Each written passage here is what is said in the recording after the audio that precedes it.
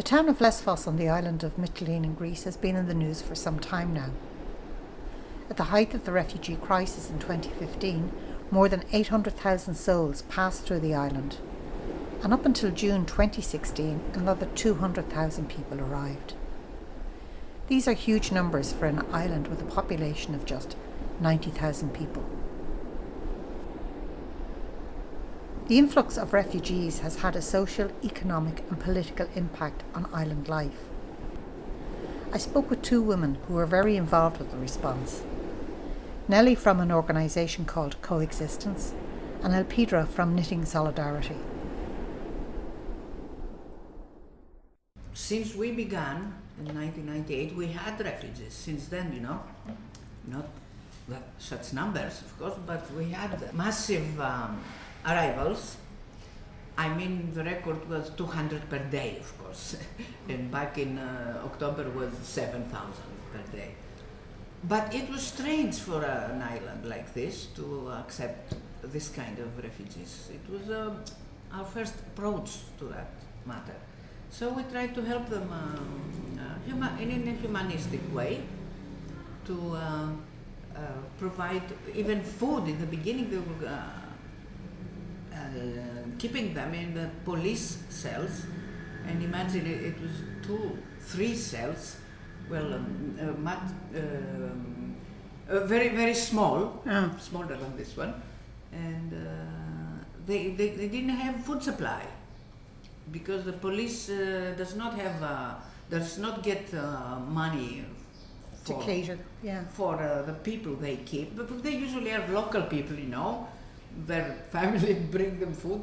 So we had to take care of the food also for these people. Of course, when they started the number to grow, we were starting to press on the authorities to do something, to find a place to host them. And there were different locations and places where they took them. Finally, they were in Pagani. If you heard, there were great protests about it because it became a very difficult place for refugees. Then Pagani closed down in 2009. And at the same time, it happened that the refugee route changed, probably due to traffickers, and they all went through Evros, our land and river border, unfortunately, and they kept the people there. And last year it was the boom, of the number of the refugees landing here. So our organization started from the beach, the South Beach, near the airport, where no other organization was there, because most of the arrivals were at the north. The huge majority was there, but we had arrivals here, and nobody was there waiting. So we say, let's go there. Of course, we're not rescuers. We cannot get into the water and all that like these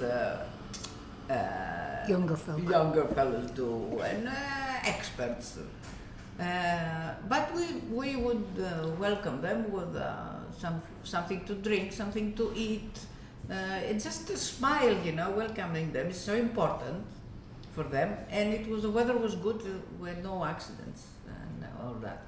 Then the route changed again, and from the north, most of the arrivals came to the south.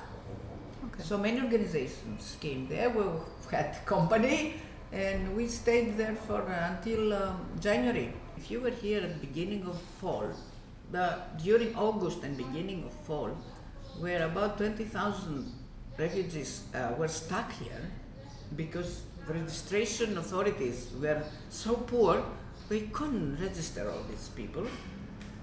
And this was a really unique situation for this island. Thousands of people walking. If they landed in Molivos, they would walk, but 60 kilometers. And they all ended up in Mytilene.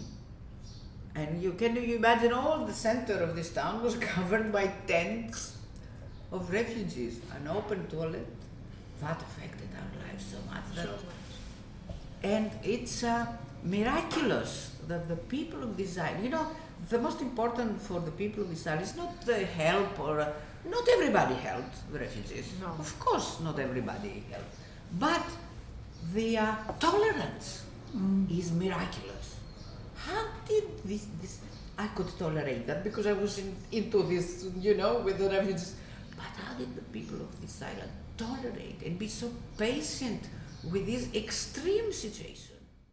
We started buying kuluri and water and going and giving them something to drink and something to eat. They had no shoes, they had no socks, and started asking what we can do. So we, some of us started gathering shoes, socks, clothing. We were taken to Sikamia, where the main number of people were coming there, and giving them to the Platanos. It was a group of people, An organization. and helping. And we were taking food from companies here, like yogurt and orange juice, donations, yes. And we, not a lot, but anything they gave us, and giving it in the road. And we were doing we were picking people and taking them down to Karatepe. And after that, Olga listened on the radio about a group in Thessaloniki that's knitting solidarity, that winter was coming, and that they were knitting scarves and hats for the people that they were cold. So we started buying yarns and knitting, and we were just 5, and then we made that group on Facebook, and many people joined us, and we were gathering every Sunday, and we gathered thousands of hats and scarves. And we had a very good cooperation with Karatepe. Then I learned that Nelly's group was on the beach, and we joined them, and we were making some tea, and we were going there helping, and that thing really changed my life. A scene that can't leave my mind is an old man like my father. My father, I don't know if he was that old. My father is 93, blind, and he can't walk. They took him a very cold, windy day, totally wet, out of a boat. He was shivering, and all of the people were running, helping the children, and he was left alone there. And he was blind, but you could see his face, the terror in his face. And I went next to him, and I did as I do to my father. I touched his back, and I told him, "Don't worry, everything in Greek." And as if he understood it, and he calmed down, and people brought clothes. I asked, put him women clothes. We didn't have any. And some young children were laughing at him, and I told them, please don't laugh, because we don't have any other clothes to give him. He's blind, he can't see, and it's very bad to understand, because he had the feeling that we are laughing for something.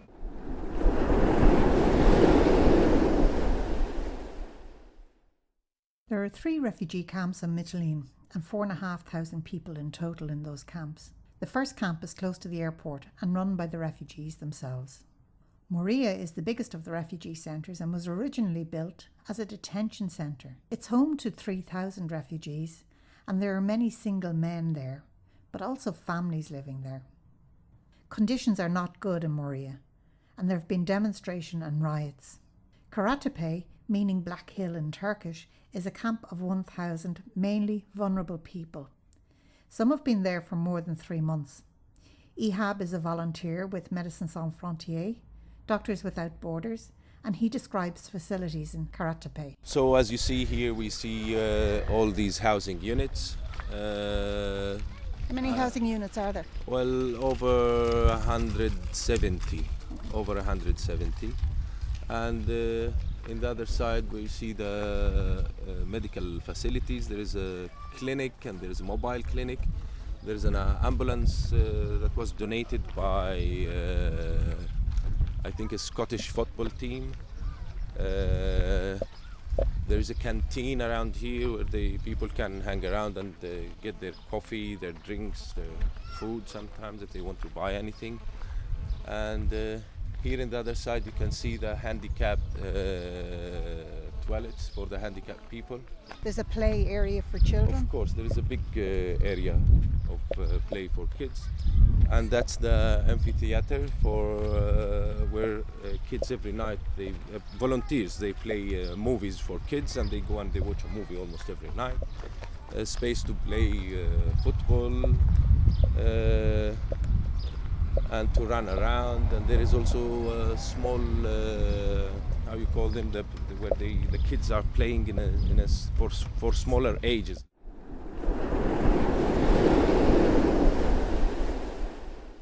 Stavros is the manager of Karatepe. Welcome to this village, because now it's a village. My people here, my visitors here stay with us for 2 months and long from 2 months. So it's not transit site, it's something different. And welcome to Europe, because here is Europe. It is indeed We Europe. feel, yes, it's a European land. It's the Greece. It's in Europe. We are in the first line. We are in the front line. Here is the front line. We are in the front line of the European Union, and we feel like ambassadors here.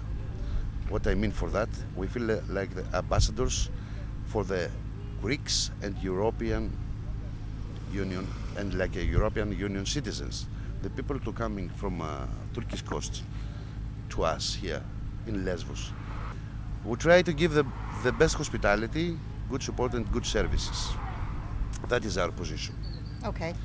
We worry, and we try to help more and more, because yes, we know very well our travelers, our visitors want to move and continue the trip. Say a family arrives today, what's the process? What do you do? Exactly. That is a very good question, because now the words come close. And what I mean for that, I said before, we have a village, and it's not transit site. Why? Because before this place, it's like a transit site. The people coming from the Turkish coast stay here for a few days, and after that, the authorities give the papers. And the registration papers, and after that the people moving to other places. The borders, it's open, it's not difficult, but now the borders is closed. Somebody want maybe to make a Greece like a warehouse from souls and bodies. No, that is not good. The people stay here. The people stay long here now. 2 and 3 months now. We have families 3 months now, and we have all the available cases, because we are part of the system, because we are in the system, and we are operating with the system. What is the system?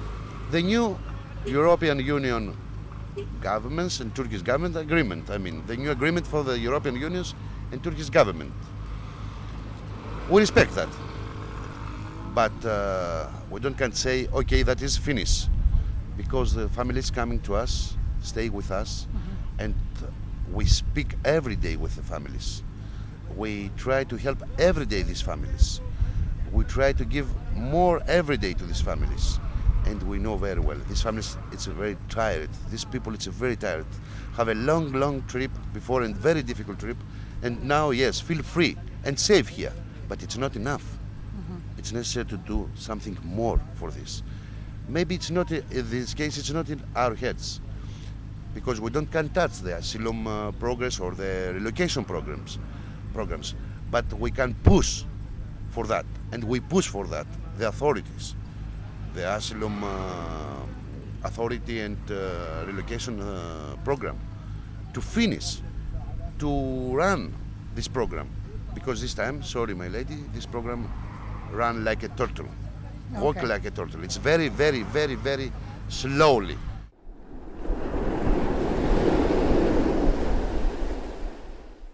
How many of the villagers were involved in going out and helping the refugees? When they were out fishing and they would see someone in distress, they would help them rescue them and bring them to the sea, to the village, to the port. How long have you been fishing here? Πόσα χρόνια ψαρεύετε εδώ, λέει? Εγώ μέχρι 26 χρόνια που ήμουν ψάρευα εδώ. Έφυγα στο εξωτερικό και γύρισα το 97 συνταξιούχος. Up to the age of 26 he was fishing here, then he went abroad. He came back in 97 as a retiree. And so since then... What will happen if the Turks then allow the refugees to start coming back on the boats again? Και τι πιστεύετε ότι θα γίνει αν αφήσει η Τουρκία να αρχίσουν πάλι να... Καταστροφήκαμε. Κατάστροφη. What way did it affect the village, the day-to-day life in the village? Πώς θα επηρέαζε το χωριό, ας πούμε, στην καθημερινή ζωή? Δεν θα μπορούν να περπατήσεις κατά πρώτα. Θα σε κλέβουν, θα σε σκοτώνουν. Γιατί θα έχει πολύ κόσμο, θα πεινά ο κόσμος. Δεν θα έχει να φάει. You will not be able to even walk around because there will be illegal activities. People will be hungry. They will be stealing to eat. Okay. But they don't stay a long time, so they move very quickly away. Δεν κάθονται όμως εδώ στο χωριό, προχωράνε, συνεχίζουν. Προχωρά. Έχει εδώ, έχει τον πλάτανο εδώ που παραπέρα ήταν, του χαλάσαν τώρα. Ναι. Από πίσω έχει άλλο. Εδώ παραπάνω έχει άλλο. Σκηνές έχει, μεγάλες, ναι, κειμένα. Και ερχόταν τα λεωφορεία, 4-5 λεωφορεία, 6-7 μέρα και τις παίρνανε. There is the two camps that we saw and the other one up there that we saw, and the buses were coming and taking them. I said, so last year there was no stealing, there was no problems. He said, no, that's right, but if now Turkey, because last year they were moving, they were in transit, that's why he says there were no problems. But this year, if Turkey allows big flows, they're talking, there are 3 million people in Turkey, it will be different, so they will be more congested. Does he have any empathy for their plight? Αφού οι δικοί σας ήρθανε πρόσφυγες από τη Μικρασία, εσείς νιώθετε, ας πούμε, μια συμπάθεια προς τους πρόσφυγες? Δεν με συμπάθεια, αλλά μέχρι πότε? Άμα έρχεται και σε κλέβουν, σκοτώνουν τη μάνα του, τον πατέρα, τι θα κάνεις πια? Of course he feels empathy, but if there's so many people coming and they threaten you, your security, what will you do? In terms of the livelihoods here, you can see that there are very few tourists. But for the fishermen themselves, why would business, other than the dolphins, surely the dolphins is a problem that's there all the time. Yeah. So why is it affecting their business? Εσείς που για τους ψαράδες, πέρα από το θέμα των τουριστών, προφανώς δεν έχει τουρίστες, το βλέπουμε. Αλλά για την ψαριά, εντάξει, τα δελφίνια δεν μπορούμε να κάνουμε κάτι, αυτά αλλά το προσφυγικό πώς έχει επηρεάσει τους ψαράδες? Οι μηχανές φεύγουν στη θάλασσα. Οπότε δημιουργούν... Βρωμάει η θάλασσα, βρωμάει. Because so many people were coming, they were throwing everything in the sea. Especially the engines from the boats, they're in the water and they pollute the water. Clothes, plastics, everything went into the sea, and so the pollution is a problem for them. Otherwise, he's not. He said no. Of course, they were not affected in a negative way, but the sea has been polluted. What does he see as the solution? Εσείς τι λέτε ότι είναι η λύση? Να μην τους αφήσει κερδούν, να πάνε στα σπίτι, να τελειώσει ο πόλεμος, να σταματήσει. Αυτό το πράγμα. Να γυρίσουν πίσω ο κόσμος.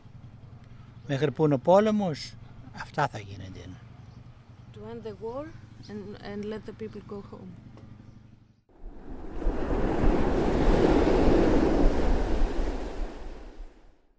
Valiski is in touch by phone with many of the parents of unaccompanied minors who have arrived in Greece alone, some as young as 12.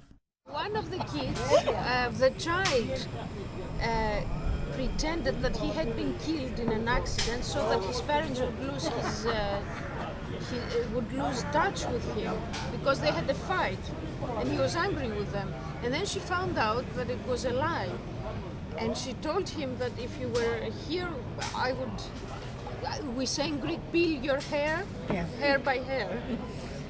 Are you in touch with the parents of the unaccompanied minors as well? These are the unaccompanied These are the minors. unaccompanied. Yes. So you're speaking to the parents by telephone or Skype or Yes, Telephone. with a translator? Yes, with translator.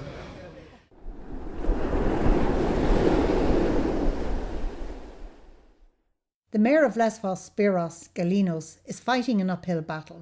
He invited and hosted both Pope Francis and UN Secretary-General Ban Ki-moon to Mytilene. His fear is that Greece will be isolated from Europe and President Erdogan of Turkey will unleash the 3 million refugees currently on Turkish soil. There's definitely economic costs, including for the municipality, but that is not something that he tends to focus on. For him, there have been some sectors that have benefited, others that have lost. But for him, it's more important to talk about the social implications and the policies the European policies, ευρωπαϊκές πολιτικές, especially European policies that tend to keep hostage both the refugees and the local population of this island. And how is that happening? Πείτε μας λίγο παραπάνω για αυτό, πώς γίνεται. Επιπτώσεις οικονομικές, οι οποίες είναι αυτές. So economically, there is a percentage, not of a specific sector, but a percentage of the island, perhaps. Γεωγραφικά εσείς το λέτε. Όχι γεωγραφικά, κοινωνικά. Κοινωνικά. Μέρος των κοινωνικών ομάδων. Parts of social groups have benefited, but they don't wish to focus on that. There will be also other economic repercussions in the future, but for them it's not the most important issue at the moment.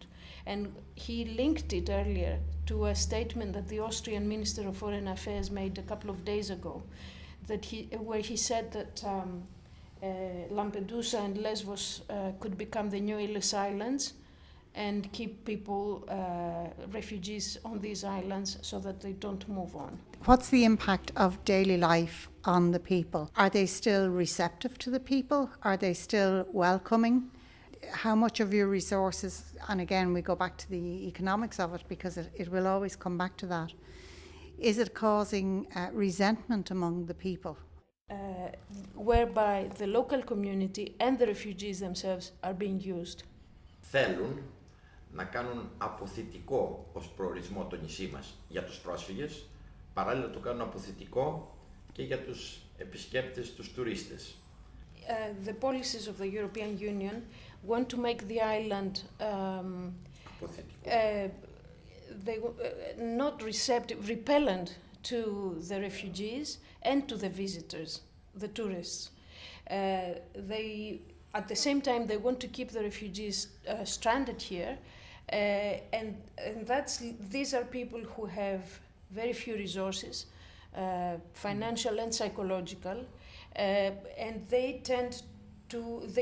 have to turn to illegal activities because they have no other option. This is making the coexistence difficult with the local community, and it creates resentment in the local community which would not be there otherwise. So he doesn't think that the statements of the Austrian Minister of Foreign Affairs were made by chance.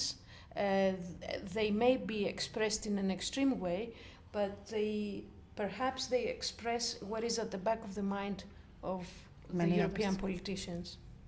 Do you feel like a political football at this point? Νιώθετε σαν μπαλάκι του τένις των πολιτικών.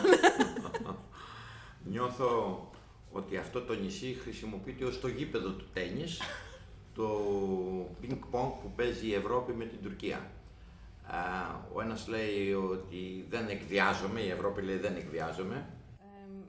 He feels that the island is used as a field because on the one hand the European Union says we will not be blackmailed.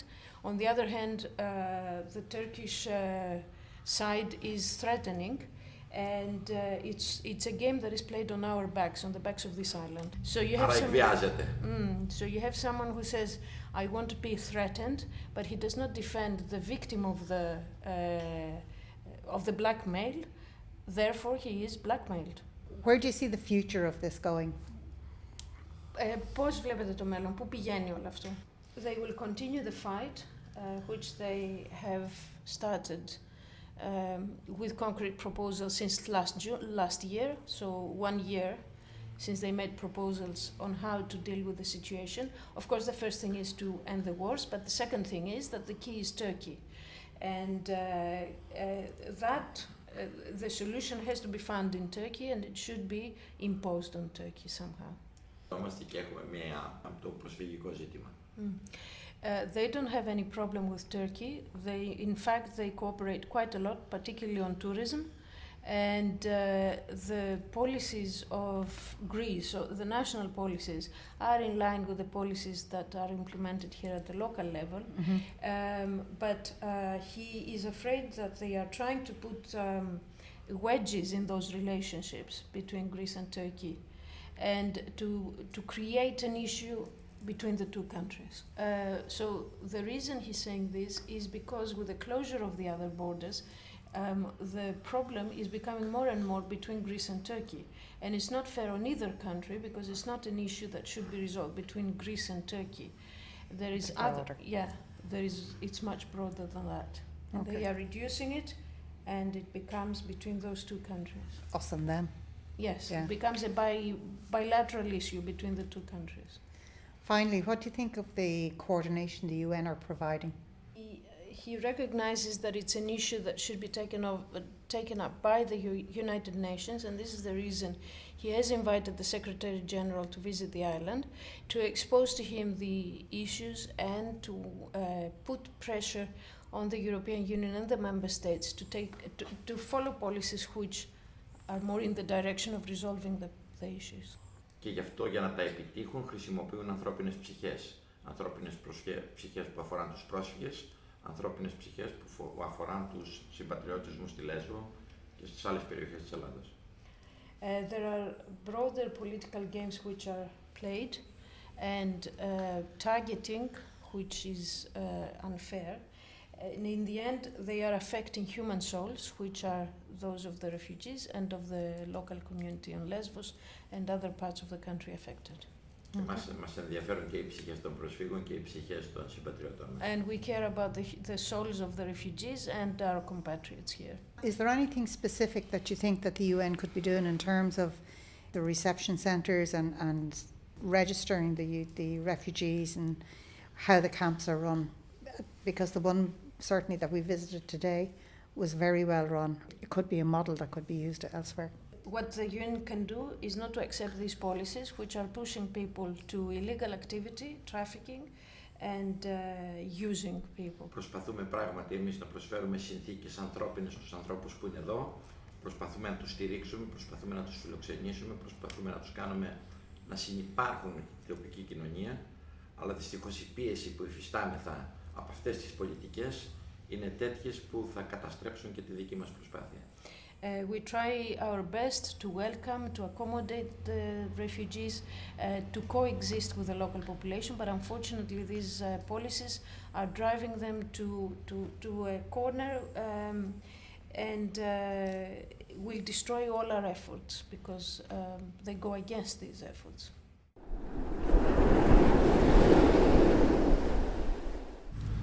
We have mixed nationalities here. We have Syrian, we have Iraqis, we have Iranis, we have Afghanis, we have Africans, we have Palestinians. But all of us, we live in a normal life. That is the reason, that is the point for us, that is the goal for us, to give back the normal life, to give back the normal life to our visitors. We give respect and we take respect. That is the best payback for us. We have progress and we have excess on this. I tell you that. We don't have food distribution in lines, like to have 500 people on the line, one by one, to stay under of the sun 3 hours to take a plate of food.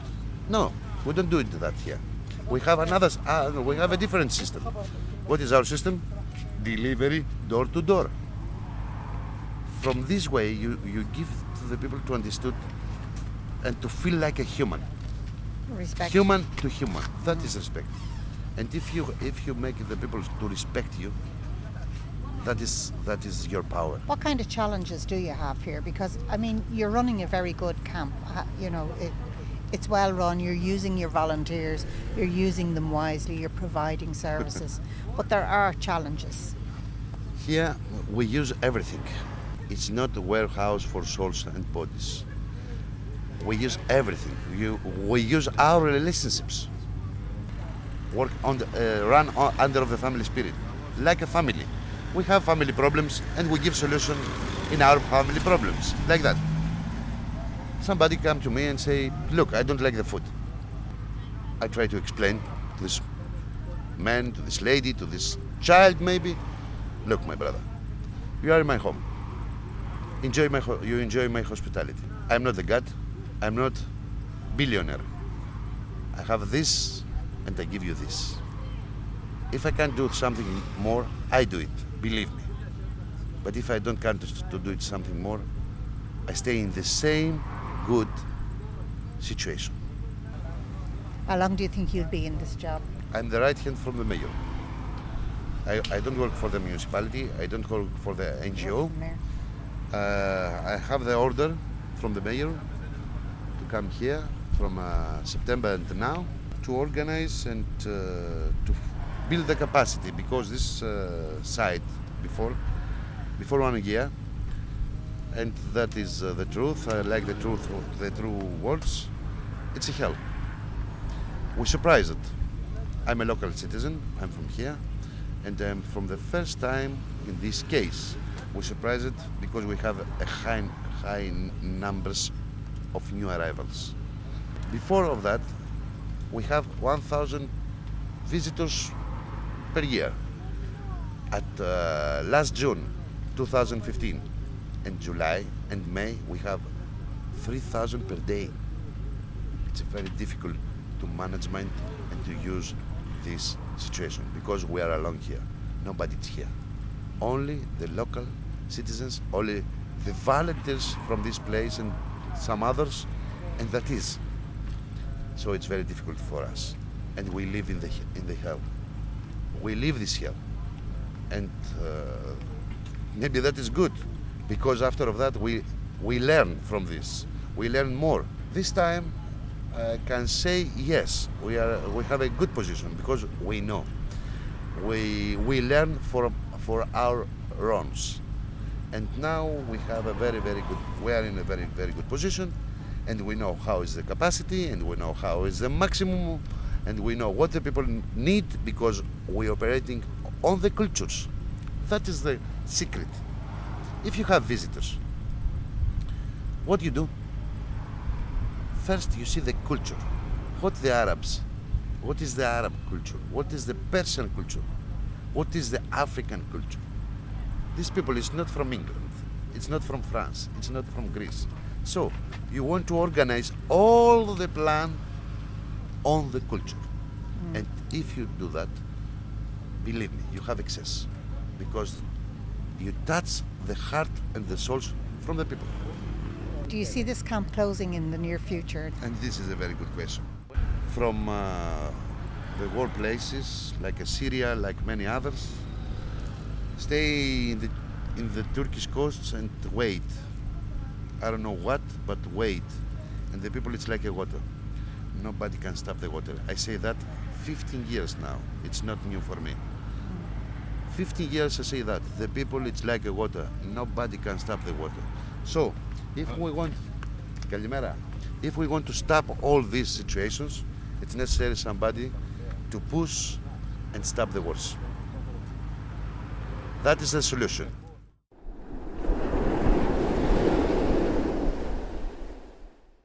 This European Union-Turkey deal, our organization was against it, of course. We can understand that the Greek government had no choice but to sign for it. We can understand that, we're not ultra people. always protesting or activists, this kind. We are trying to persuade people and be very reasonable.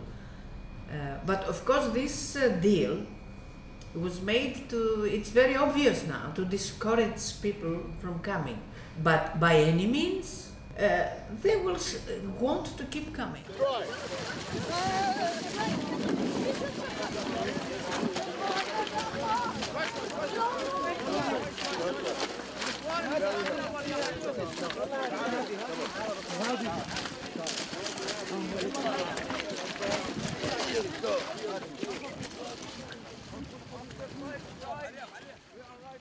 There are about 3 million in Turkey. They would all want to cross. Most, the ones remained in Turkey have no money to cross. That's the low-income people. The rich ones and the middle-class ones have passed all this previous time. The thing is, they have to do something to stop the conflict. If the conflict doesn't stop, people will go on coming. What can they do? You saw what happened in Aleppo. They bombed Aleppo. Again, the Russians were, Assad was, I don't know. And then in another town, I don't remember, ISIS bombed. They have to stop this. If it doesn't stop, people will come. Germany has got almost all the refugees that passed through Greece are in Germany. Hats off. Although, you know, we don't like Mrs. Merkel in Greece very much, but hats off. They already have 1 million and they're trying to integrate them. And they're specialists in integrating, and they should give lessons to the other countries. What about the other countries? They have agreed in something a year ago, a percentage of, where is it? Where is it? 160,000, they said, we will... The relocation. Yeah, the relocation project. Where is it? It's not working. Just a few hundreds have been relocated. Okay, 55,000 in Greece are not a lot of people. We can deal with them. Yes. But So there's 50,000 in Athens, is there? Not in no, Athens. it's all over. 57,000 57,000 all over. in all Greece. Yeah. And half of them are in the north of Greece, actually. No. So up at the borders, up in the north. Yeah. Yeah, and it's spread around the north. Yeah. What the government's trying to do is not to spread them more. I mean, Peloponnese will get some. Crete must get some people if they're going to be stuck here. And the islands have to have few people. Yes. Because of these criminal activities and all that. Small places, and they have to be relocated in the rest of Greece. I mean, we can stand a number here, of course. We can stand yes. But not in such conditions as in Moria, and not so many people, desperate people who want to leave and are stuck here.